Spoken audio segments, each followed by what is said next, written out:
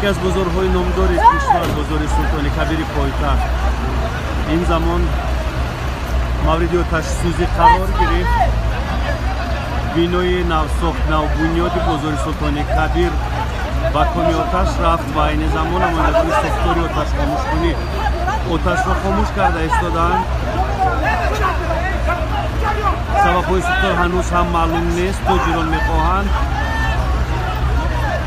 وارد بنا شوند تا مال و ملک خود را از آنجا برآورند، ولی این خیلی خطرزا است. از این رو نمایندگان مقامات با آنها اجازه نمیدهند که وارد بنای شوند که مورد آتش‌سوزی قرار گرفتند.